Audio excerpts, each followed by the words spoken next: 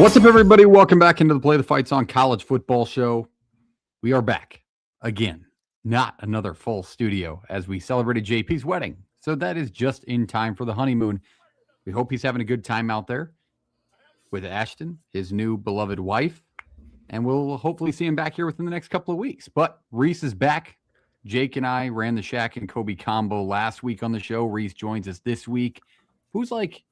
He's like Karl Malone in like the 2004 Lakers. He's just like at the tail end of his buddy. I missed one show in like a year and since I got back from a foreign country, brother. I was more gonna like plug and play us. Literally, like I missed guys, one like show. Ray Allen, Dwayne Wade, LeBron James, like Heat team, like something like that. Not yes, I missed the most. But I was also in a foreign country for 9 months. All right, we are like the 2004 Lakers. We're still in the prime. We're still really good. But there's a lot of turmoil and animosity between the group. We might just split up.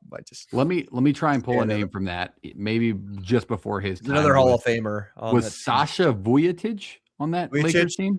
I believe that was the year after. There's another Hall of Famer on that team. Derek Fisher. Fisher was on that. I wasn't thinking. Lamar Odom. That's later, I think, isn't it? I think Odom was the next year. But you might be. Yeah, no, Odom was the next year. There's one more. Played for the Supersonics. Anybody? I know Kevin Durant. Basketball knowers. Some Payton. Gary Payton. Yeah, there you go, Reese. There you go. Reese knows what he's talking about. This is a college football show. Welcome in. Make sure you hit the like button, hit the subscribe button. We are here to talk college football, believe it or not. We are going to talk buying or selling teams within the college football stock market. Who should you buy into next year, or who should you sell off? We'll get into that later in tonight's show. First, we're going to cover some recent news in college football, as we have had a plethora of recent news this week. Some good, some legal court hearing case style, very college football based, right? And then some really not good, and especially if you're a Big 12 fan or a member of the Texas Tech Red Raiders, which we'll get into. But like I said, reminder, hit the like button, hit the subscribe button. I want to give a special shout out to our great partner over at No Rivals. ShopNoRivals.com. Use code PTFS at checkout for free shipping on the best hats in collegiate sports, and gear up for the 2026 season, which is right around the corner. We're starting to plan preview season now. So get your mind right if you're listening to this show. College football is just around the corner. With that, let's go into recent news. This week in college football, let's lead it off with the elephant in the room, or should I say, maybe we can bet on this elephant within the room, as Brendan Sorsby checks himself into gambling rehab. Now, the stories that we've read, and I saw nothing new with what we had in the notes here. He bet on Reds games, and there were rumors out there where it was pitch by pitch, like next pitch to be a strike. That does lead you down the path of a gambling downside there. Games at Indiana when he did not play. So when he was a member of that football team, was not playing in the game, he bet on those games, and the UFC. Obviously, we're going to have some stipulations for this gentleman. But when you read the news, was it like just pure shock and awe? Came out of left field, obviously. But what was your first thought, Jake? Yeah, when I read it, like the $5 million quarterback is probably, his college career is probably done. So yeah, I was very shocked. That's fair to read that. Over 10,000 wagers have been recorded so far. That, I mean, you're betting on pitches. There's like 400 pitches in the game. I'm aware. And you do the math. I mean, he's not just betting the $2 pitches. I mean, he's probably throwing $100 on the UFC fight and things like that. So 10,000 of those bets it racks up to be a lot when you're a $5 million man. I suppose you could. Funny thing is, he claims to not have made a single bet when he's gotten to Texas Tech since January, which is odd. He made 800. Why would you go to rehab now? That matters. That's why they bring up the question, which is why they're wondering who's leaking this, because there's a lot of different things that get into this, and I'm going to try not to just like bounce off the wall with a bunch of different things. But the bigger, it's not the bigger thing, but one of the also key interesting factors in this is that Cincinnati probably actually knew that this was going on the entire time. I mean, this goes back to Cincinnati knew about the Indiana situation. They knew about him betting out Reds games and things like that. I don't know if you guys knew this, but all NCAA athletes now have to sign up for this app called Prohibit. And it is basically a geolocator that tracks you as soon as you log into a DraftKings or a FanDuel or whatever have you. So they've known that this is a thing. So Cincinnati could be in trouble for this even more. And it's kind of funny. I'm not going to take the idea because I did hear it on another podcast, but it did come to my mind too. And you ask, why are they bringing this up now? Well, if Cincinnati gets in trouble, it's a bigger reason for them to fire Satterfield. And Cincinnati's a team right now that I don't know if we'll make a bowl game. So throw that on top of this. It's an easy way to get rid of a coach. But for the Texas Tech side of things, it's pretty crazy. Sorsby is trying to get out of, and I want to make sure I got this right. He's filing a motion to dismiss Cincinnati's lawsuit against him for the $1 million buyout. So when he went to Texas Tech, he signed a 2-year deal for $875,000. But now that he took the $5 million at Texas Tech owes Cincinnati $1 million, essentially, or Sorsby technically does. Something like that, yeah. He's trying to dismiss this, which tells me one thing, fellas. Has he been paid fully by Texas Tech yet? Has he been paid at all? Because if he doesn't want to pay the $1 million that he doesn't have out of his $5 million deal right now, that would make you think that Texas Tech hasn't technically paid him. Now, that doesn't change the situation for Texas Tech getting another quarterback because the portal's closed. There's absolutely, you cannot do anything about it. You can't bring another quarterback. But I thought that little storyline was interesting too. Is I don't know if he has this money to his name yet. Reese, your thoughts? I was going to say, well, it's also curious too, like that, because is he getting the full 5, like one lump sum, or are they breaking it up? Because like that comes into it too. And granted, I know Texas and their taxes are a little more lenient, but it's like he's not getting a full 5. You know what I'm saying? So he's like, what is he getting? Like, granted, you can't. It's still 3.5. He's getting 3.5 or whatever. Like that comes into it too. Where how much is he getting? How much is he? Like, do they give him something up front? Like, hey, here's a deposit to come play here this year, and then like as the year goes on, every if it's bi-weekly or whatever the hell it is, like we'll pay you. So like, I think that's where it gets some interesting shaper, but. Yeah, like I literally talked about this guy the last time I was on the show as the dark horse, not even the dark horse, is my favorite to win the Heisman because of that schedule and everything. So it's gonna be tough now. It's gotta be different now. He could probably. I don't think. Did you think he'd take a wager on himself before the season started? You can get some boosted odds on that one. Guys, I think he could have been a top 5 quarterback taken in this year's draft. Yeah, if you look at the sheet of the draft picks are upcoming, 100%. I don't think there's an argument you could have against that. No, like this last year's, like the draft that just happened. I'm saying, like if he had just declared for this year's draft, I think he would have been a top 5 quarterback. Ooh, yeah. I mean, because Beck was the 3rd one taken in the 3rd round. Nussmeier didn't go till late. Like it was Ty taken first, and then Taylor Green, Mendoza. Mendoza. Green wasn't till the 6th round. I feel like Nuss went in the 7th. Nuss was 7th, yeah. I think Beck was the 3rd. I feel like I'm missing somebody in between there. He could have. No, Diego Pavia did not get drafted. He'd have been a flyer, I think, like late 6 or 7 too. But I don't know. Signed a 3-year deal already, though. Parks, you see that? I did. Raven signed him already. From Diego. Just an absolute steal by Baltimore there. We'll see if that pans out. If not, I'll find myself on the worst takes from a season ago here in a few months. I will bring this up. I want to go back to the Sorsby thing quickly. Yep. My thought process when it came to, and I understand there's a take and a give if you're a sports book in your casino. There's a moral or ethical code that, casinos really don't have maybe as strong as some other businesses. But is there not a guy, because we've all tried to bet, right, on a DraftKings, and you have to download this geolocator so they can know that you're in a state where you can place a bet. Is there not somebody out there that's overlooking and been like, man, Brendan Sorsby just put a bet on the Cincinnati Reds game? That's crazy. How many Brendan Sorsbys are floating around? I was going to say, I bet he had to have gotten don't you bypass his prohibit by getting a second phone or something, or having your buddy correct. And get by that, yeah. But still, like at DraftKings, is that a red flag? If I'm not saying he's through. It is. It hasn't come out, but somebody at DraftKings Brendan Sorsby just took under 2.5 interceptions for Brendan Sorsby. Like, should we red flag this, or are we just going to let this go? I don't understand how it just keeps passing through if he's betting pitch by pitch.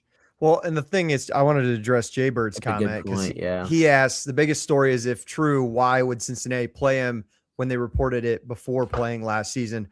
I think a couple of things. Number one, I don't know what Satterfield's already coaching for his job in that term. That is true. And I don't know what they all told him. Do they know that he bet on Indiana games itself? Because if you guys remember, the NCAA temporarily passed a law where student athletes can bet on like UFC and pro sports and things like that. And then they took it away because if a college football player is betting on the NFL, he's still got buddies in the league. Like that's still inside source. Yeah.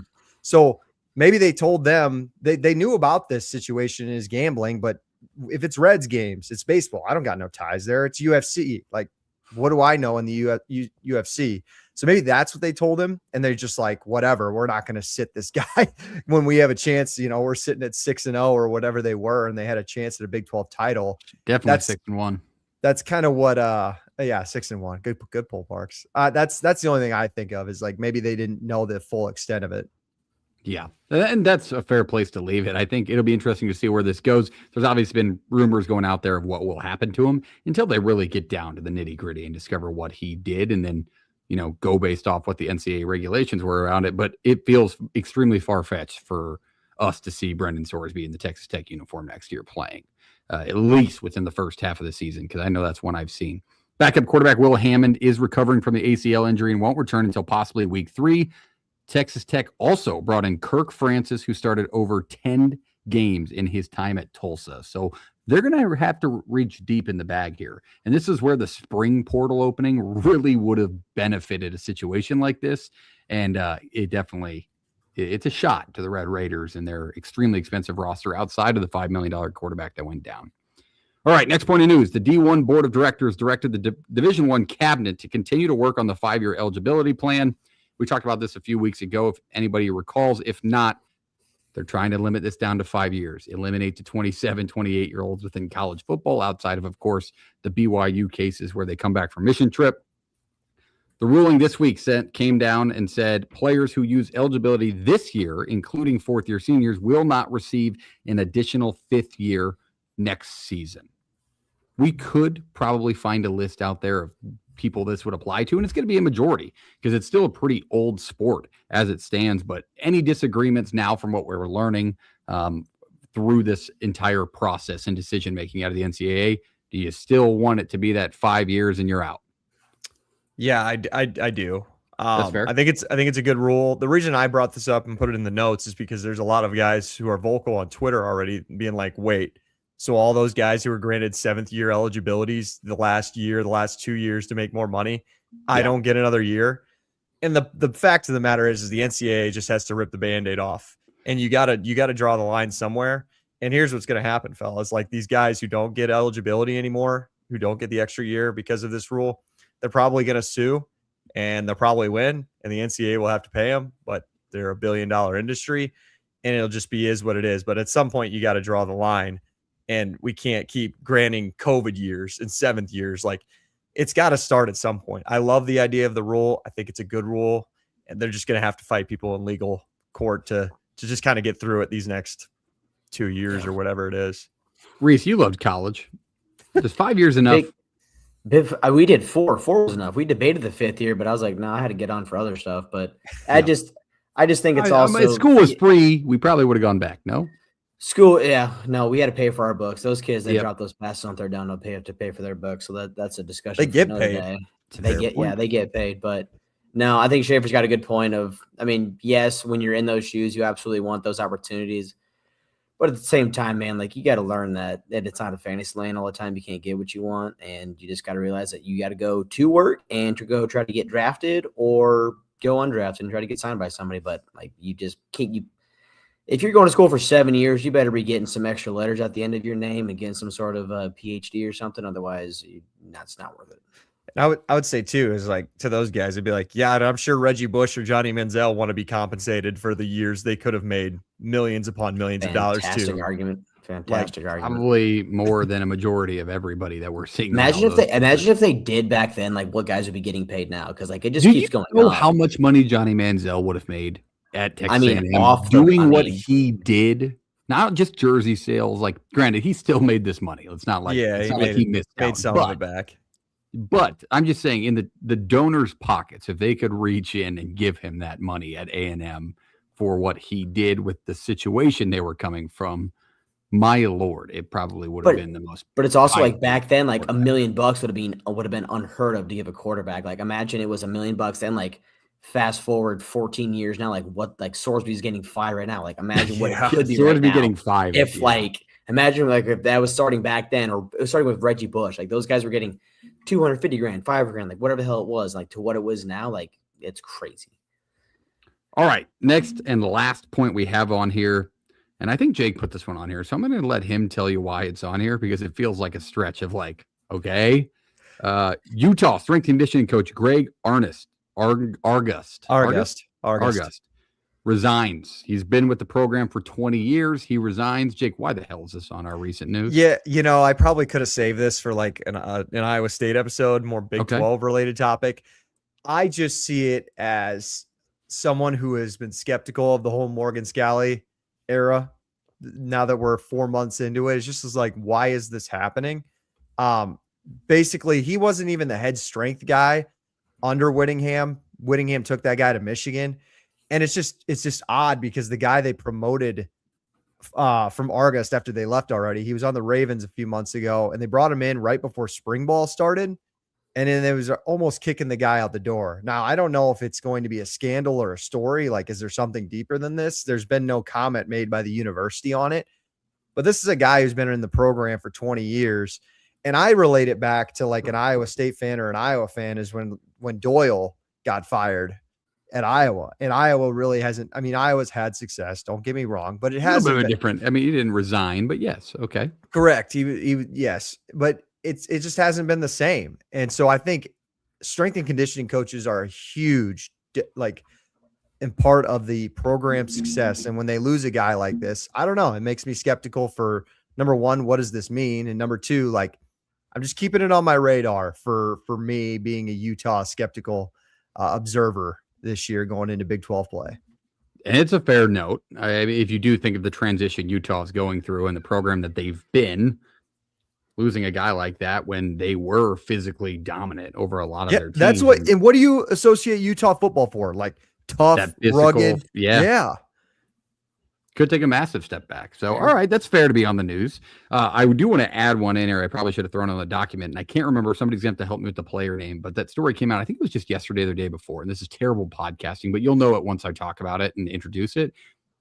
A former player that's in the NFL is suing the NCAA or his former school. Jameson Williams. Thank you. It's Jameson Williams for not giving him his proper name, image, and likeness payout. And I remember seeing somebody had quoted it and been like, well, here comes the ending of college football 27 or 28, the video game as we know it. Gents, that just can't happen.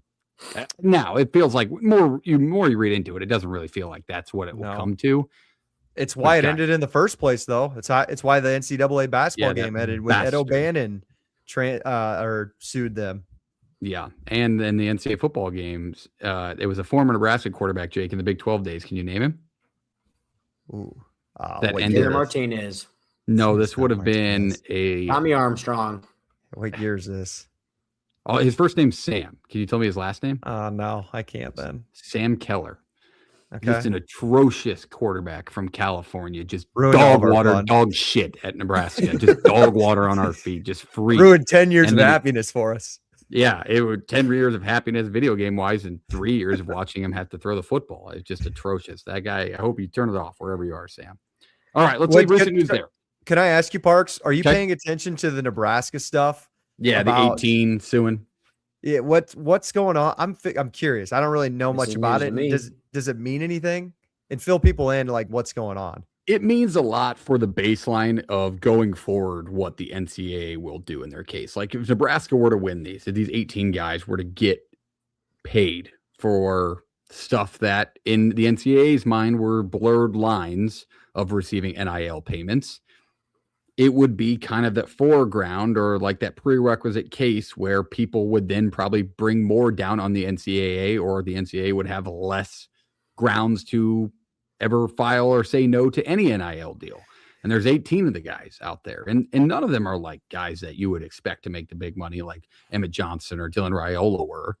But those middle tier guys that are there saying, no, you shouldn't have gotten a piece of this because you did not execute, you didn't execute this for this. It was just simply to be a football player. And that's not what NIL was at the time you received the payment. I don't know what they'll decide. It seems like it's just going to be kicked. It got pushed back again. Yeah, they kicked it again. Was that like players from like 3 years ago? No, it was from last year's team. Some of them were last year's team, and then there was like a combo of them from the year prior. it's an entire mess. And I would be stunned if it was solved by the end of this season. I really think the NCAA is going to kick that can down the line. But then again, it's just an NCAA court case. Like how many times in recent news in the offseason can we talk about the NCAA being sued or suing somebody for something?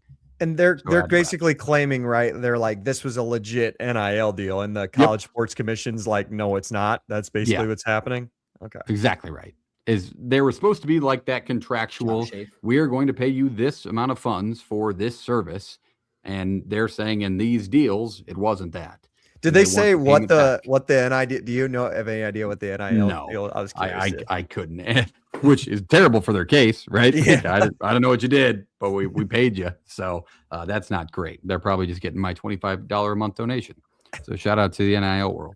All right, let's go to the question of the podcast before we get to the point of tonight's show. And that question of the day is NFL draft related. Gentlemen, we just took it in. We just watched it. We saw all the picks fly off the board. However, this year, there was only 75 different teams represented in the NFL draft. Sounds like a lot, but there's 138 in Division I college football. Not all of them come, right? That they're not always guaranteed to come out of FBS football. That's the lowest amount of total teams since the 1930s. Are we going to continue to see just these 75 to 70 core teams sending everybody to the NFL?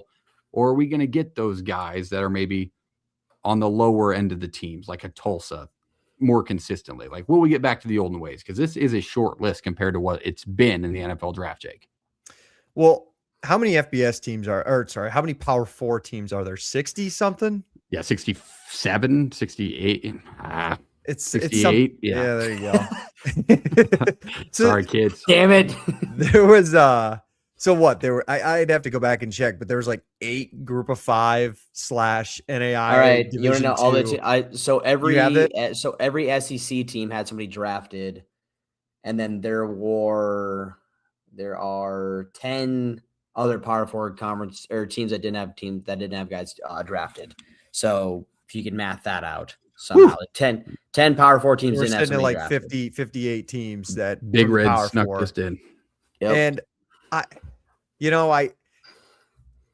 would like to say this is the new normal, and maybe, but I don't know if it'll be as low as this. Again, I feel like it's going to play itself out with this new. It kind of ties into our 5-year rule, where there were so many guys, and there are so many guys at the lower level, the G5 Division II ranks, that are kind of taking graduate years and like maybe a 4th year senior. I don't know. It to me, I feel like it's never going to get as low as 75. Like, I feel like that's damn low to set the record at. But yeah, I do think if the new normal would be, you are going to see a huge gap between your Group of 5 draftees and your Power 4s.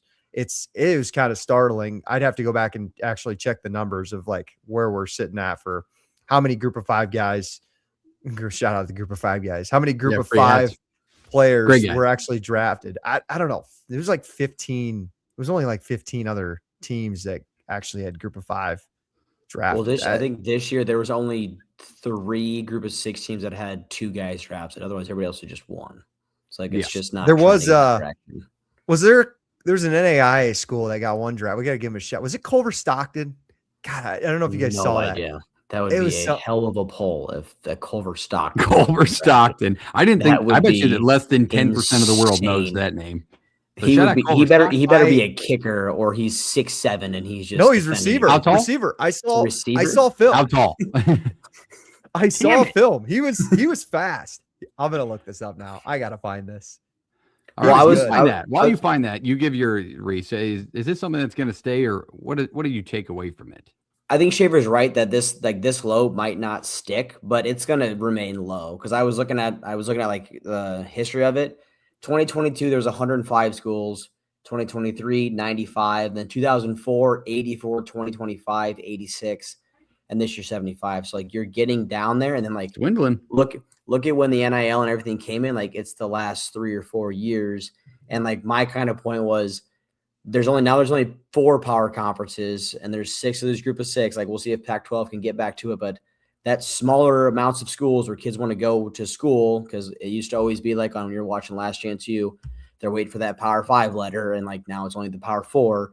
And it's like now the money comes in. Now it's harder for, Northern Illinois to retain an offensive guard or a defensive back when Notre Dame or Purdue or Penn State comes knocking. Like, they just can't retain those guys and have that money. So, like, I think that's also why you're seeing those numbers like dwindle, just because NIU 100%. Can get guys drafted, but they might only have that one guy for a junior year who's a stud. And, like, if he's stuck around for a senior year, exactly. And then he goes to Ohio State. And he transfers to Ohio State, and then he gets drafted the next year, and they're like, Ohio State, this guard from Ohio State. Like, no, he went to Northern Illinois. He got cherry picked because they could pay him double. The Skylar Gill Howard, defensive tackle from Texas Tech. He transferred to he was at a G5 the year before Texas Tech. But did you know he started at Upper Iowa? I didn't even realize that until I was watching the draft coverage. Just kind of crazy. And I think if you look at the timeline, it kind of fits exactly that narrative you just laid out, Reese. Like, when the portal started popping and here comes, these G5 players getting cherry picked, all of a sudden their numbers of draftees started dwindling because now those guys don't play at those schools for more than a year or 2 years at max. What is it? Toledo has had the past 3 years. They've had like a defensive guy get drafted. They had the Mitchell kid. They had two kids get drafted this year. Two kids got drafted this year. Like, the one was a second rounder. I think last year was a kid was a third rounder, and then that Mitchell kid to the Eagles was the first rounder. Like, that's one school that's retaining people, but other than that, like, nobody's keeping guys. Like, that's just be a rocket. That's it. That's the best advice. Be a rocket. You may win 5 games, but you may go to the NFL. I think I'm going to give a hot take, Jake. You share your things first. Did you figure out where it was Culver Stockton? I did, but he wasn't drafted. He was just he's just a camp guy, but he was from Culver Stockton. Got $250,000 for a little sign-on bonus. Wow. So shout out. Cool. Shout That's out how NAIA. you know it was an NAIA signing, is because they're like, we got to tell you how much money he played here. That's I like that. Culver Stockton, shout out NAIA ball. All right, I want to bring up a hot take when it comes to the NFL draft because we got time for it. Yeah. Jake, there's fan bases in the world, and obviously there's one that we're both going to know extremely well, and a guy on our show that's this way. In your mind, how important is the amount of guys drafted for Iowa State? For Iowa State? I thought you were going to ask about Iowa. Team. Like, no. Well, Iowa is a perfect example of, like, look at what we've created. But, they had the most draft picks they've had in a long time for their 9 wins. Yeah, 7 this year. Yeah. For Iowa State, it's huge. I said that on the Iowa State show this week with Justin. It's something I really hope Rodgers can continue to elevate from the Campbell era, because before Campbell, there was no Iowa State NFL players. Right. It helps tremendously for a program like Iowa State to have a Breece Hall, a Will McDonald, a Brock Purdy, all in the NFL and producing at a really high level. Now, draft picks don't automatically assume high producers. Like, you got to still perform in the league. But it's huge for Iowa State, and only had one this year with some camp guys. But I'll say too, like, I think there's going to be a lot of Iowa State, Penn State players that ended up getting drafted next year. And at the end of the day, Penn State, sorry, they will be Penn State.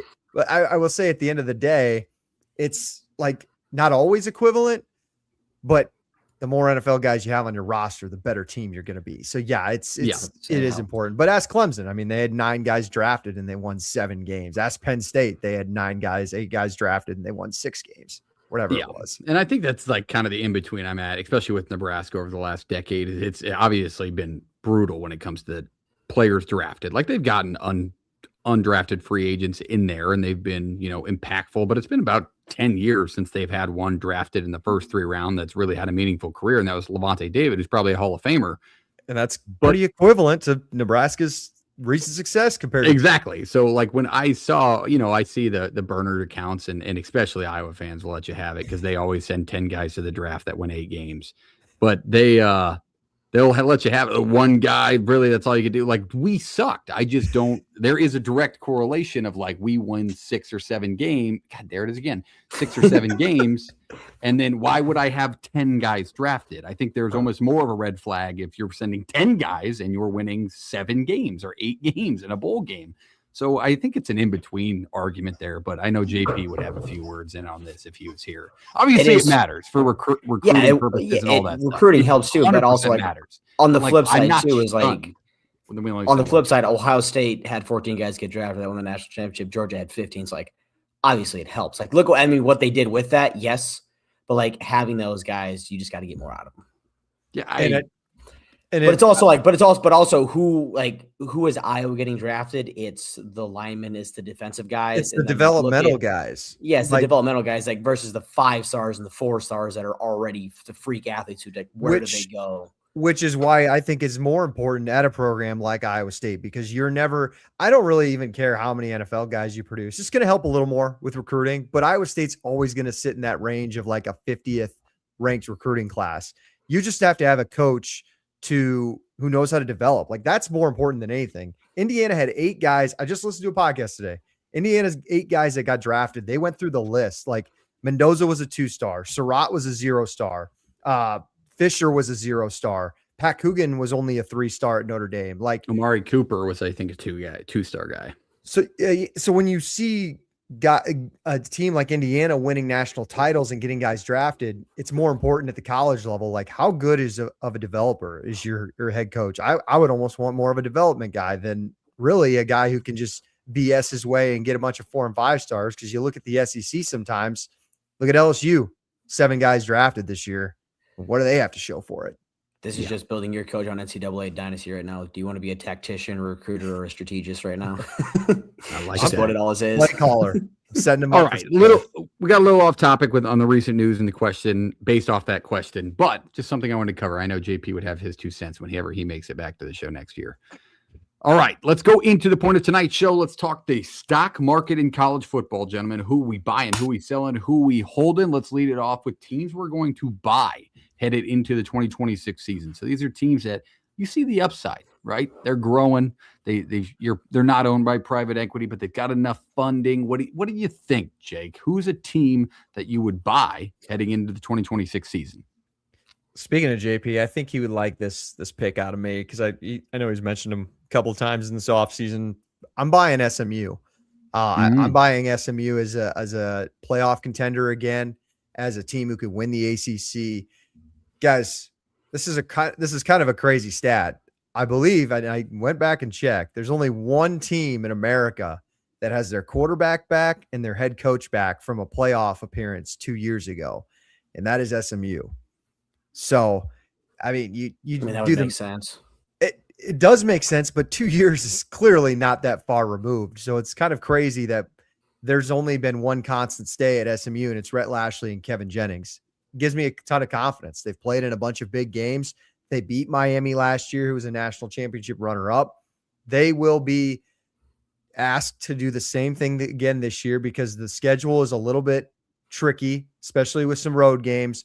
The home game stretch is pretty simple if they can take care of that. And if they can sneak in and win 3 of the 5 road games that they do have, I think this team can definitely win an ACC title.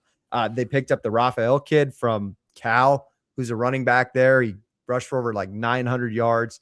There's a lot of questions on the defensive side for them, but I think they can kind of figure it out. I think if they can put together a really good offense again this year, I like SMU as a ACC dark horse, darling, whatever you want to call them, and they can definitely get back to the playoff. Yeah, I remember a couple of weeks ago when JP was highlighting, we've seen some dark sides of Kevin Jennings, and that's kind of what sticks in the country's mind.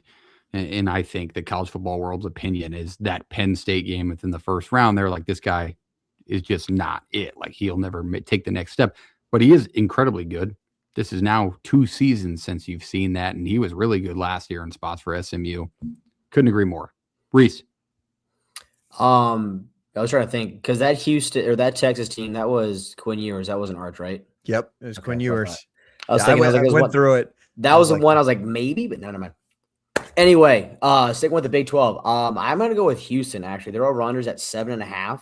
I think Willie Fritz, you're getting him back, and you're getting Wegman back, who had 3,400 yards last year, 36 touchdowns, bypass going to the draft, so he could come back.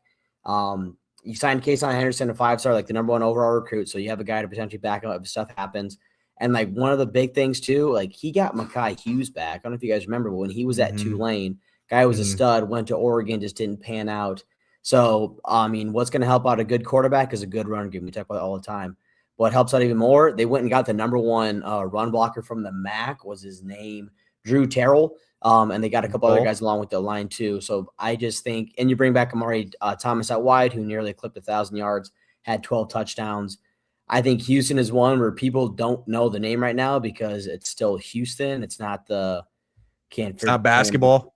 It's not basketball. Like, can't remember that quarterback's name. He threw for 18,000 yards. Case Keenum. But it's like Case Keenum. There we go. It's not those days, but it's a team that's going to be able to put up some points. They're going to have because like look at what Willie Fritz was able to do with Tulane, and now it's year 2 at Houston. Build something, and then the schedule too. Like, I was looking at it.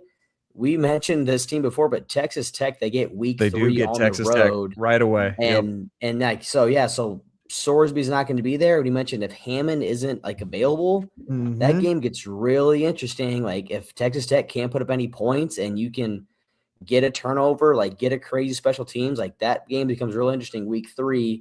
And then you get K-State and Utah on the road. Washington, Colorado, and Georgia Southern, but at home you get Oregon State, Southern, UCF, Oklahoma State, Cincinnati, and Baylor. Like, that's a very, very winnable schedule. And like, if week 3 comes around and this team is in a dogfight and is able to beat Texas Tech, like, this team's going to be getting talked about. Did you say they have Washington on their schedule? I put WU. Who's WU in the? Oh, West Virginia. I missed WV. I missed WV. I was like, man, how did I miss that? How did I miss that? I was saying, no, that's gotta be way off. I was like, well, that can't be right. Getting Texas Tech early in that schedule is really important, especially with what we just learned, right? Like, Sorsby's not going to be on the bus, but he will be on the money line. So that is a massive loss. Crazy. If you are Texas Tech. We're just going to reiterate that one more time. All right, I'll go to my team I'm going to buy. And this may feel like I am trying to brown nose a little bit because we will be in attendance for one of these games, but I would like to dabble in purchasing a little bit of Wake Forest in 2026. Jake, how do you feel about that? I was nervous you were going to say South Carolina. I was like, that's a bad buy. I'd try to get rid of that one. No, I'm not. No, I do like 9-win season under Jake Dickert last year. Probably one of the more quiet 9-win seasons in college football. The schedule this year is very doable at home. Like, you should win a lot of your home games. Miami obviously is the big challenge there, but they go to Louisville, and then they've got a couple later in the year at Georgia Tech that, like, they will raise some question marks. And then obviously the question mark lies on Gio Lopez. Can he be the guy at Wake Forest in a new system with the multiple stops he's made? South Alabama, North Carolina, now trying to find really his stride in his 3rd college football uniform under Jake Dickert. And he should be able to flourish in this offense. Yeah. They made some nice interior offensive lineman additions in the offseason. And with the firepower that they showed with what they had last year, there's some upside potential there. So it's a stock I would invest in, Jake. You won 9 games with Robbie Ashford. Who's to say Gio Lopez can't turn it around and be good in this system?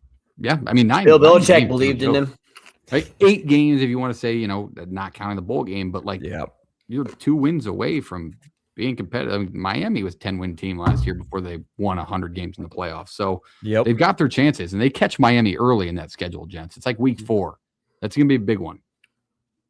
That will be a Friday night. Winston-Salem better be there. Their schedule leading off, Jake, Akron at home should win. Yeah, they literally didn't score for like 3 weeks straight last year. At Purdue and West Lafayette, we haven't seen anything from Barry Odom that should make you think that Wake Forest will lose that game. And then they get Miami at home.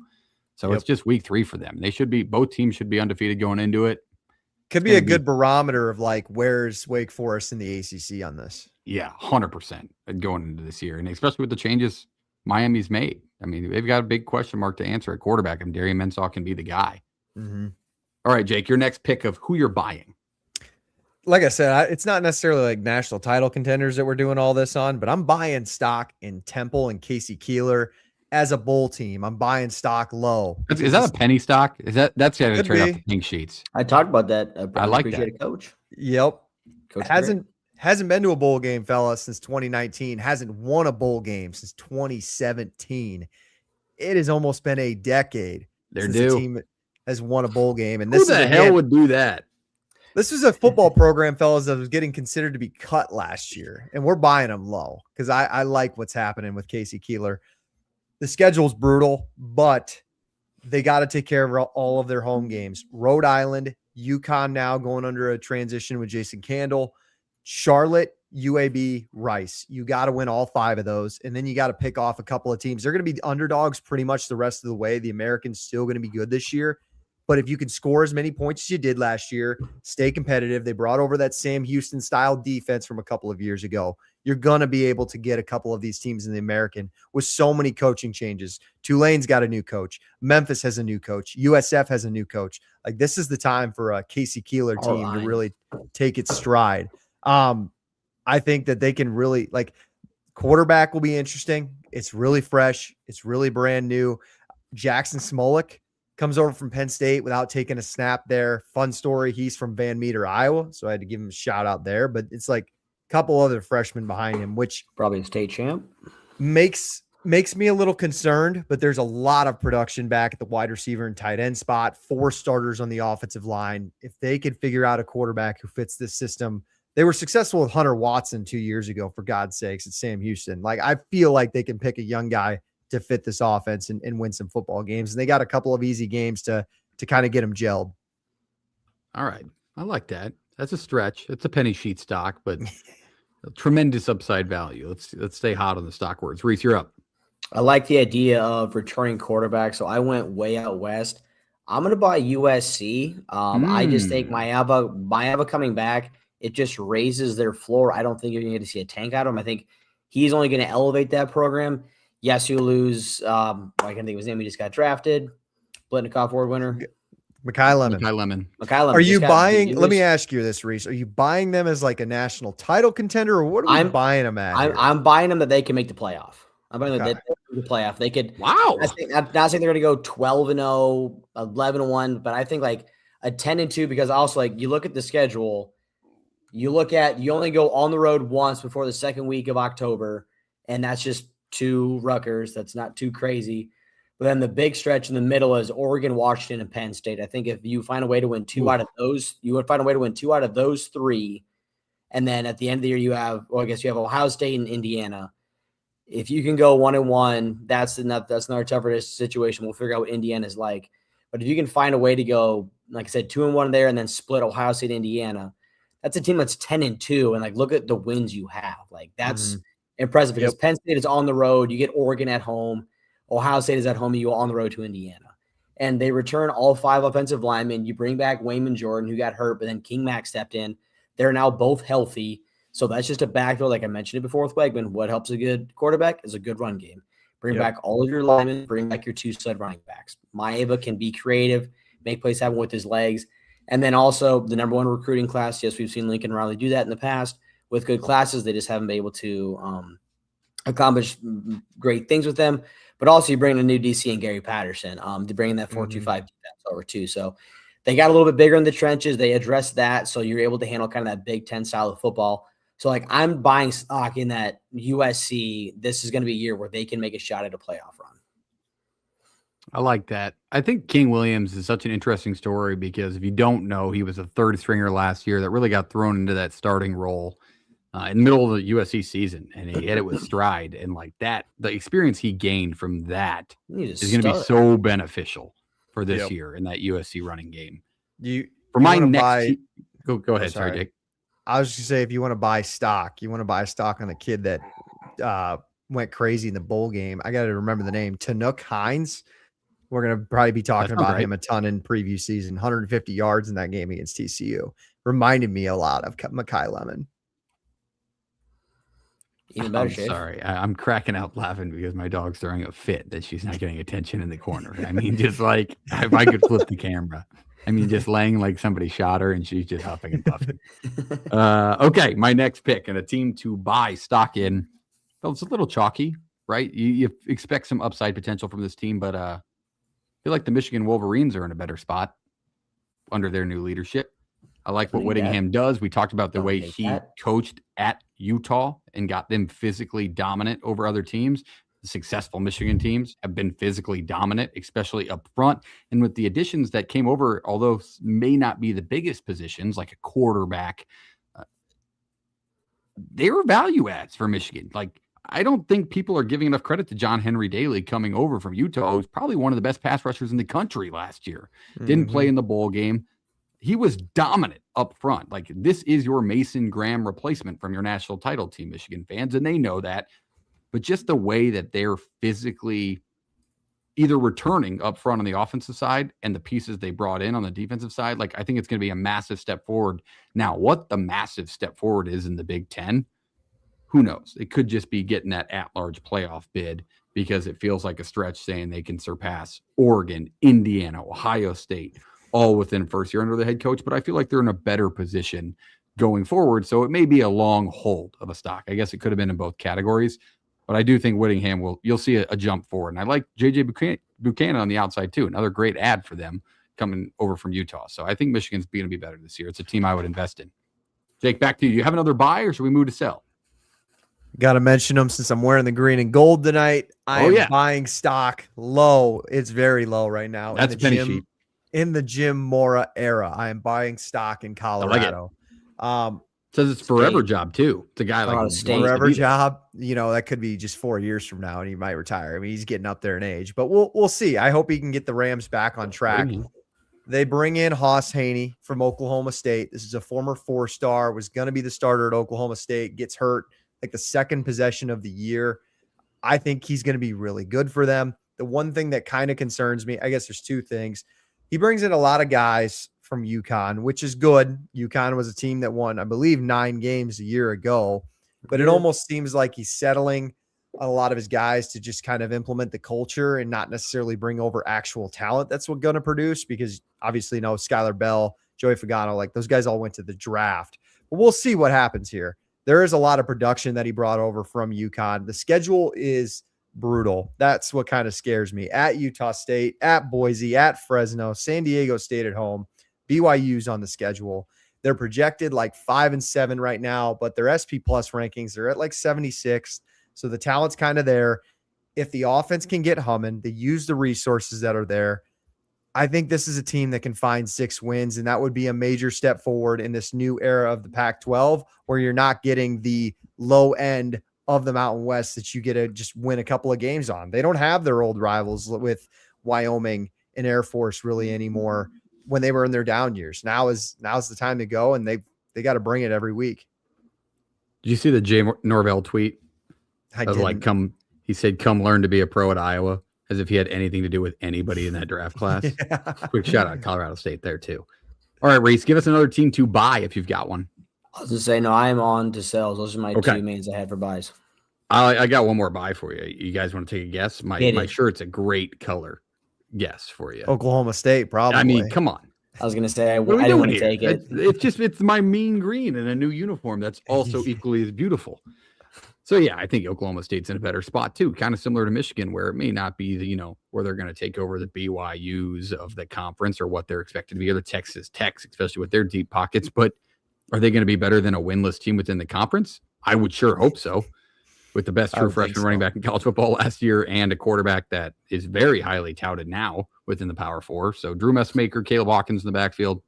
Got to think that's going to be better than Zane Flores and whoever the hell was playing running back last year for Oklahoma State. Watch what you say about Zane Flores now. Oh, yeah. Starting quarterback at Iowa State now. Yeah, it could be. Hey, you never know. All-time. I'm not going to talk smack on it. All-time leading passer in Nebraska football history. You loved him. I remember you talking about him. You loved him. He can sling the rock. But, I mean. He looked good. I'll give him that. He looked a lot better than I expected. Looked good. I remember that state title game in state of Nebraska. It was an absolute joke watching him throw against those kids. This is some kid he is doing math homework or something on the sidelines. It was atrocious. All right, that's my last team to buy. Let's move it on to teams to sell. That's where we cut the line. That's where we're going to go negative. I'm selling these teams. They're not going to produce in 2026. They're going to underperform. They're going to be as bad as expected. Who are the teams that you are selling when it comes to the 2026 college football season, Jake? Well, the stock market crashed. We just got to sell what we can get out of it. We're in a recession. But we're selling all national title stock and maybe Big 12 title stock out of Texas Tech now. I feel like it's very appropriate. Ooh. I mean, Reese, you highlighted it, like Houston week 3 without a quarterback figured out. It's crazy. There's so much talent at Texas Tech. Go back and look. They filled out every spot they needed that they lost in the draft on defense. And they still have Coy Eakin back. They got a good backfield. It's going to be fine. But when I thought of last year when they were having quarterback troubles, they couldn't score against Arizona State and they lost that road game. And then Austin Romaine, is that a name that they got right? Yeah, good pull. That's your Jacob Rodriguez replacement for K-State. The schedule, though, I will say it's still a joke. It's still a joke. But you do have at Oklahoma State and at Baylor in November. Could be interesting there. Like if you drop one early because you're figuring things out, don't count out this team to lose another game. Or heck, Utah and BYU could still be really good, and one loss might lose you in a tiebreaker in the Big 12. So if they're still going to run through the Big 12 like they did last year, I'm selling every stock there is as a national title contender, because if they somehow get in, it's going to be rough because it's going to be Oregon all over again. They're going to lose 17-0 or whatever it was. It's hard to argue against a team that loses their $5 million quarterback. And really, it feels like plan B is got a knee that's made of jello. And then after that, it's freshmen that they're going to pan out to be what they were supposed to be. It's hard to disagree. Reese, your team to sell. Say, I'm going to go with a team that's also replacing a very important quarterback. I think Alabama is in for a rough season. You'll lose Ty Simpson to see what he was. Granted, first-round draft pick, and now you got to bring in Keelan Russell or Austin Mack. I listened to the guy from 24/7 talk about it. Mack's more of a passer. Russell's a little bit more of a runner. They brought in guys in the line, but, did they bring in the right guys? Or they just bring in, a number of guys. And it's they couldn't run the ball last year. If you can't run the ball with an inexperienced quarterback that isn't a potential first-round draft pick, it's an issue. And it's the SEC. Look at this schedule. On October 10th, they have a 4-game stretch of Georgia, Tennessee, Texas A&M, and LSU all in a row. All in a row. Which one of those are road games? Tennessee and LSU. Whoa. And you imagine Death Valley is going to be a night game, and imagine being a new quarterback. And also, if the quarterback situation isn't dead set and they're doing the 50-50 thing, the pressure to always do your best, obviously, when you're out there too, in the back of your mind, if I miss this ball, this throw, I'm going to get pulled. If we can't run the ball well, if I read this option wrong, if I do this wrong.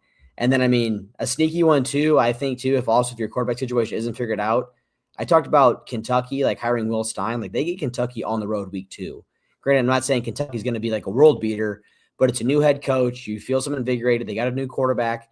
If that offense can go in and put up some points and put pressure on Alabama to get kind of out of the rhythm or do something, that's a sneaky game early. So I just kind of think that's one of the worth mentioning. So you're dunking them into cold water right away. Hey, SEC road game, 2 weeks in, figure it out. It's that's just where, and you lose, you got 10 guys drafted. So that helps why that team was so damn good last year. But again, you missed that they didn't sign Hollywood Smullers who they really wanted. They lost to Texas. They bring back, I forget the running back's name, but they bring back a couple of guys offense that weren't that productive for him last year. And we'll see if Williams can make a jump from what he was last year. But again, it's a new quarterback through Coleman Williams. This year. His name's Ryman Coleman Williams now. That's going to be different this year. But it's different. And then also does the sting of the 38-3 loss last year still hang around some guys when they're thinking about Alabama? I'm selling my Alabama stock. I don't think they're going to be relevant in the SEC this year. Relevant. You get some clicks. Yeah, I think they're 8-4. I think they're over under 8.5. 7.5 is what I just saw them out on a competing book. I think they will be right at that or under. It's come down. I kind of want to go buy some stock now. Kind of want to go buy some. I'm selling. You want mine? I'm gonna stay. Yeah, you just give it to him. Just to send it over. I'm gonna stay in the SEC with you, Reese. And it's not a team that I guess you could sell at a great rate, a team that's expected a lot of. But it's a team that maybe is on the flip side of this conversation for a lot of people.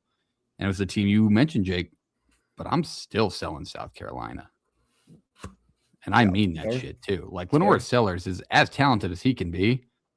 One, he's got to stay healthy, which was not easy for him last year.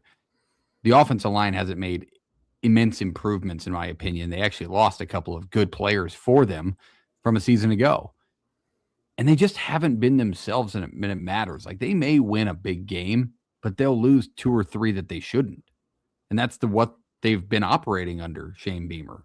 And so until they prove me different, get this stock off my damn table. I'm just not bought into South Carolina in 2026 yet. Jake? No arguments for me there. I guess I have their rival counterpart. I'm selling Clemson, but I guess okay. like, do I talk get about Clemson? Talk about Clemson. I was hoping they'd make a list here. Yeah, do I get anything for selling this, or is there any stock left? We're selling the Palmetto Bowl. Like, we don't even watch it. We're just sold both teams. Yeah, brand new quarterback. I believe they're going young again. You lost 9 guys to the draft, and it's one of those teams like if you have 9 guys going in the draft and you're not supplementing it with good portal prospects, like, do you really have that much faith in your guys? Like, they could still recruit at a decent level, but it's like a lot of lower 5 stars, mid fringe 4-star guys, and you're just gonna start it all over again. I think their over under is sitting at 7.5. So like I said, it's not much of a sell. Like, I don't think I'm making anything on this anymore, but I'm just I'm over it. Like, we're going to go through ACC previews here in a couple months. And I just don't know if I want to spend a lot of time talking about Clemson being a legit ACC title contender, but we'll dive into that more when it comes around, I guess. Yeah, I'll save my 2 cents for preview season, especially because I do need to look at it more, but I'm still not a guy that's, completely dialed on Dabo. Because again, I think that people forget, just not last season, but the season before, the team did win the damn ACC title, get to the college football playoff, and was one of the more competitive teams in the first round games. Now, that's not saying much. I'm sorry, go ahead. Yeah, go ahead. You can argue it back. No, it's a different topic. Nope, it's a different topic. Go ahead. No, way to stay on track, Jake. Good for you. Yeah. All right, teams to sell. Reese, you're up. Another one. I don't know what you're going to get on this one, but I'm thinking again in the SEC. New head coach. You're selling I just don't know what I think. I don't know what I think about the quarterback situation. I know we were kind of high on him out of Georgia Tech, but Florida, I think John Sirmall year 1 kind of turnaround. He got that big 5-star tackle sign, cool, great. But you got to have a good quarterback. It's between the Philo kid and Griffin. Like, it's probably going to be Philo. But I mean, I'm going to be behind Haynes King. Haynes King is quite the stud. So let's see what he is able to accomplish and do for them for this year. But we saw he doesn't have to do literally everything. Yeah, we saw Mertz coming down there and was a successful quarterback, but it's different football down there than it is like in the ACC. Granted, ACC is great football. Don't bad talk it, Reese. But still, it's the swamp. It's going to be a little bit different. I think the SEC gauntlet that schedule is going to be a little bit different.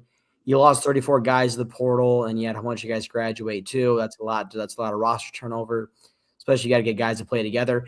I do like Summerall, like as a head coach, that one clip where he's like, yeah, like how can we coach these kids because they're getting paid? He's like, you're getting paid to play, dude. If you don't want to play, like you're not going to play. Like be a man. It's like I like that from him, but I think my stock in Florida this year, I'm going to get rid of. Might buy that from you, Reese. Look at the schedule. They're over under 6.5. Jay, if you want to get them into a bowl game, you can. If they can get to 7, that's a great first year, I think.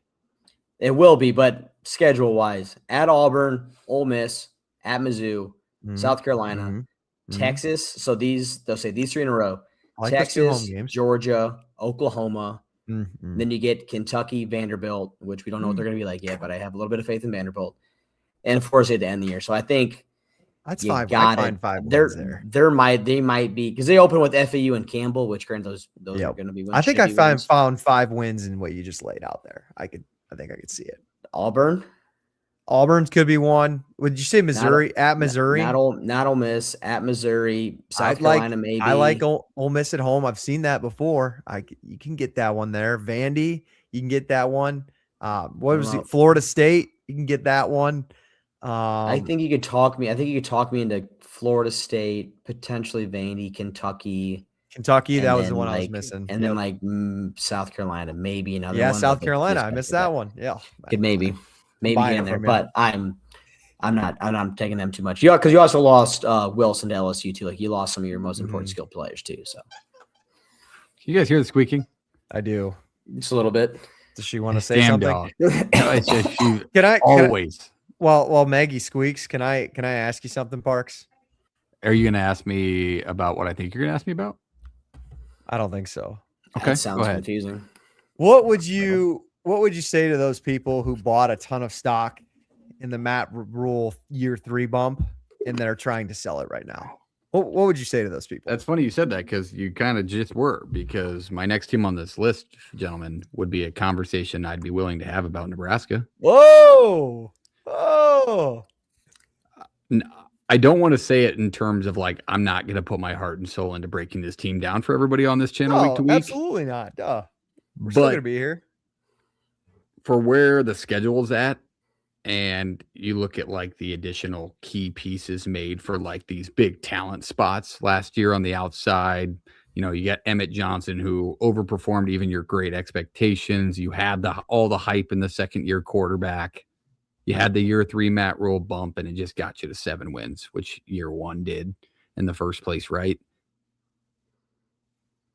I think that may be beneficial as a Nebraska fan, because it's the first time in recent memory, or it feels like I haven't gone into a season being like, yep, here it comes, baby. 10 wins, the monster wakes up.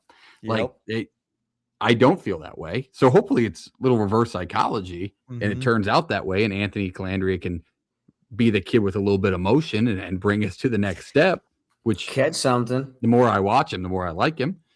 But just, I don't know. It feels like you lose the Big Ten running back of the year. You've seen the clock management. You've seen the aging process that Nebraska football coaches go through dealing with us assholes. So yeah, I expected one of you to say Nebraska when it came to teams to sell. I do think there is something to it though. Like it's kind of like Iowa State this year, and Iowa State's been in this situation before. Like the no expectations can actually end up having a more enjoyable season than. Or you could be Cade Klubnik, have all the expectations, never perform, then lose all the expectations and still not perform. Sorry, Cade. I guess if we're going glass, you're going glass half empty with this. Got it. Okay. Yeah. No, I appreciate trying to fill my cup, but I don't know how. Like, it's just I'm a glass cup sitting at the opera at this point. I just I'm hanging on by a thread, but we'll see how it goes. I mean, it's a little bit less stress in my life, not seeing the win total at 8.5, being like should be 9.5. Year 3, how about 5.5? Like, we're just stressing. I hope Colorado State, Nebraska, and the Bad Boy Mowers Pinstripe Bowl happens. I do. Go through the schedule again for like the listeners, because it is horrendous. Yeah, it's not good. And honestly, we knew the opponents, right? Like, we knew who we were going to get. And I thought the way they laid out the schedule, it could have been worse, to be honest with you. But it's still not great. They lead it off with Ohio. And Ohio, I would have felt a lot worse about if Parker Navarro wouldn't have transferred. Their coach wouldn't have gotten fired, so on and so forth. But Ohio should be a win for Nebraska. Then Bowling Green. See if Eddie George can pull off a major upset. Iowa State plays Bowling Green this year. Yeah, Eddie George is getting marked right there, boys. North Dakota. So right there, you should be 3-0, right? We're halfway to flavor. K-State said that last year. North Dakota, top FCS team. Yeah, K-State also. We avoided Ireland. If we were in Ireland, there's all bets out the window. But then we get Michigan State on the road, Maryland at home. You may be like, guys, what are we talking about here? This sounds like it should be 5-0. Michigan State, first-year head coach. Maryland, you beat them last year. Here we go. Indiana at home. On the road in Eugene at Oregon. Washington at home. On the road in Champaign at Illinois. Then you get on the road in Piscataway. Granted, that feels like that could be that stupid little blackout trap game for Rutgers. Then you get to come home and play Ohio State. And then you finish the year with Iowa. It's not fun. So that back half, we need all of our fun to happen in October. And also too, like, you know what I mean? You want to guarantee 5 wins, but how about on the road at Pat Fitzgerald? I'm not guaranteeing anything. Let's put that out. I know. Well, yes. You mentioned that, and then Maryland gave Nebraska fits last year. And Malik Washington's back. So he's back. Washington's scary. That kid demolished me on college. A lot of those fits get fixed if we have a D line with half of a pulse. But we did not. So we'll see if that takes a jump forward with the new. All right, Jay Bird, let's settle down. You got him mad. I got one Iowa State fan with glass half full. I got Jay Bird, who's watching Nebraska pummel Iowa State 100 times. Now he's taking his shots at me, and I'm not going to stand for it, Jay Bird. But I appreciate it. 4 wins. It does feel like it could be that, which is why I had them on this list. Let me be very clear. This started off as me being a realistic fan. He is selling the stock. Oh boy. I'm not saying I'm selling stock, but I can hear people why they would. Obviously, I can't sell the stock. I'm a fan. Those bastards have my money one way or another. They're in my account monthly to take it for NIL, and they're in my account yearly for my damn tickets. Okay. So I cannot sell that stock. But fair team to hear out. All right. Any more teams you want to sell, buy, hold? Teams you're like, maybe this isn't the year to sell them off. Maybe it's not year to even throw more down on them, but I'm going to hold this stock. It could pan out for me in a couple of years. Do you have one? I don't know. Hold. I don't know if this makes sense. Mine's not rule. I'm holding on. I'm holding on to Georgia. And I'm just like, when I say I'm holding on to Georgia and you're like, yeah, of course, they're still a national title contender, but like, we just don't talk about Georgia like we used to 5 years ago. And it's not the same game. I clearly understand that they don't have 14 draft picks they're turning out year after year anymore. And that 2022 team was loaded, but I just feel like we're not talking about Georgia enough as a national title contender, in my opinion. And this team just kind of under the radar went through and dominated Texas in the SEC title. They just kind of slipped up against Ole Miss and a hot Trinidad Chambliss in the playoff. I don't know. I just feel like it would be foolish of me to not go into preview season and thinking that Georgia could be my national title pick. And I'm just going to keep holding on to it. Like, I don't think the game is past Kirby Smart by any means. And I think there are some people that are saying that. And I think that there are some people that saying he can't do it again in this new era. And I also think there's like a contingent of Georgia fans who weren't super thrilled about winning an SEC title just because of how the season ended. And I think it's just kind of gets lost that Georgia's still the best team in the SEC year after year. And I think they don't have the depth they used to, but this could be the year that I think Georgia wins the national title. So I'm still holding on to it. It's a good hold. I think it's really a wait and see. So I would put him in a hold category too, just because we need more out of Gunnar Stockton. I mean, we do need more. I'll buy more Gunnar Stockton. I will buy more Gunnar Stockton stock. I would be happy to buy more Gunnar Stockton stock. I think he's going to be awesome this year. I really do. Fair enough. Reese, you got a hold for me? I think I'm going to hold this stock all year because I think the schedule lays out nice for this team. I'm going with Penn State, Shafe. Their over-under is only at 7.5. You bring back, you get all the Iowa State kids. No shot it's at 7.5. Where are you finding that? Undisclosed book that I can look at right now and tell you that it's that. Somebody go bet your mortgage on 7.5 wins or 8 wins this year. I thought it was at like Penn State regular season wins. Well, I guess it depends on which one you want to take. I guess the 8.5 is the better odds. The other either way, I'd still take it. Well, no, that's where I was going with this too, and I was looking at it because the schedule. Let's look at it. There's a very good chance they can start this thing off 5-0. Marshall, Temple, Buffalo, Wisconsin, Northwestern. We'll see what Wisconsin's like this year. Let's see what Wisconsin is this year. Then it gets a little more interesting. You get USC, Michigan back-to-back, Purdue, winnable game, Washington, Minnesota, Rutgers, Maryland. You notice they don't get any of the big boys. They don't get Ohio State, Indiana, Oregon. They don't get or even like an Iowa team. That's just all year and year. It's like you bring back all those guys over. We know what Campbell is like, how he recruits his guys, his process. So I think it's not going to be too much of a stretch for guys to buy into the process and figure it out. So I think this is a good year where you hold the stock, they have a successful year, and then we'll see what the schedule they get next year. And I think next year is a part where you could like sell it high because not saying this team's going to like you go 10-2, 9-3 or whatever it is, but they're a team that's going to have a successful season. Like that schedule just lays out for them. Like we've seen teams year in year, like Syracuse, how many years ago? They just took advantage of a schedule with the new head coach and a solid quarterback, and they were able to do damage with it. So I think it's a spot where they go extremely well this year. They do what they're going to do with that schedule, like I mentioned. The recruiting class was a little lower in the Big Ten. Like that's just a problem of getting a new coach and all those things and losing guys. So I'm going with Penn State. I think that's one where they're going to have a successful year and see if you can sell it high come next year. I don't really root that much success for Penn State this year, but low key part of me really wants to see Penn State just obliterate Wisconsin because I know JP was in this argument. Parks, I don't know if you partook in this one, but like 3 or 4 years Iowa State ago, argument. No, get me the fuck out of those. No. It was the argument that Luke Fickell was a way better coach than Matt Campbell. And I do remember this. You're all high off your rocker. And I just want to win that one for my personal argument so bad. That's fair. I can see the hold screenshots ready to go. Yeah, we'll have them ready to go. I can see the hold there. How far of a hold am I allowed? I think it's literally going to be. It's literally going to be like you hold it, the season ends, and right before a schedule comes out, you sell. Because once the schedule comes out, you'll see what it's going to like. It might go down or whatever it is. Because if they had Ohio State, Indiana, Oregon, or even like 2 of those on there this year, I think it's a little different when you look at the schedule. Like it's not that over/under isn't at 8.5; it's sitting at 7.5. Or Reese is holding on them, thinking they're going to backdoor their way into a Big Ten title. Holding it. I'll give you 2, and I'll give quick ones. But this one is extremely long hold. Like this is the one that you put in your top drawer, you close it, and then in 5 years, when you're spring cleaning, you pull it out, and you're like, "Damn, I knew it." That'd be Barry Odom and Purdue.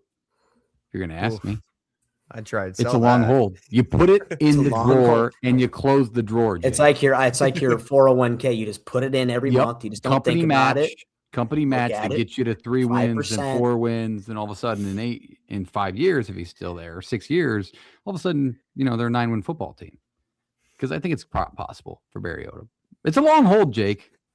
You not get that? Yeah. Will he get it? Will he get it? Will he get a chance to win? Yeah, 9 games in today's years. college football world. It feels that's what I'm saying. He goes out there again with a brutal schedule. I don't think it has anything to do with him. They've got some decent pieces back.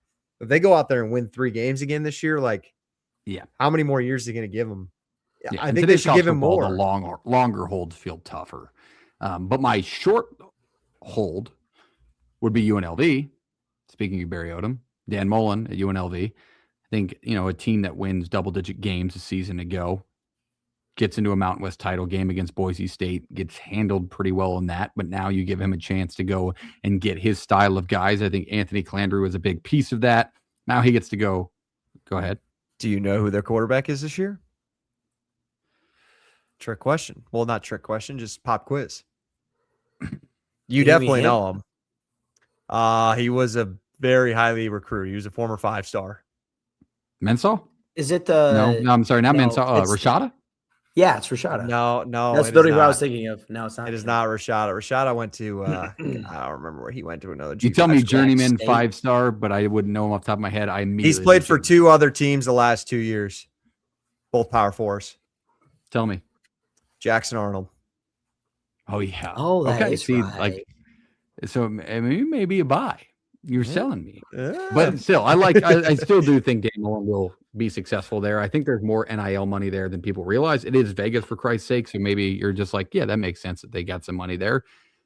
I know they have properties around Vegas looking to buy into it and make that program somewhat substantial. And it's a new era for them, right? Like they have a chance to be the new face in the face of a conference without Boise State in the shadow.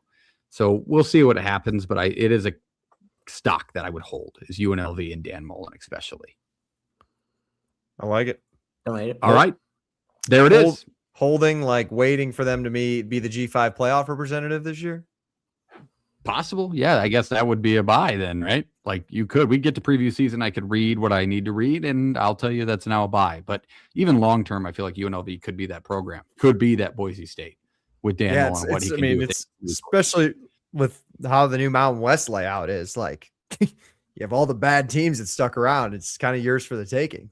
100%. All right, let's leave that there. We're now an hour and 15 into it. So if you have been watching the whole time, make sure you hit the like button on this show.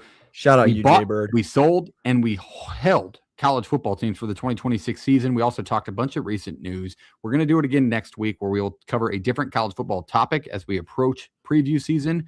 We want to remind everybody, hit the like button, hit the subscribe button to the show. Content will be coming more consistently as we reach college football time, which is just around the corner. Billy, appreciate you watching. Shout out, Billy. Appreciate you throwing in the comments. Jay-Bird, we love you. We'll love everybody. Shop No Rivals, code PTFS at checkout for free shipping. We'll see you next time. Jake, take her away. See you next week, JP. Have a great rest of your honeymoon. Let's play it.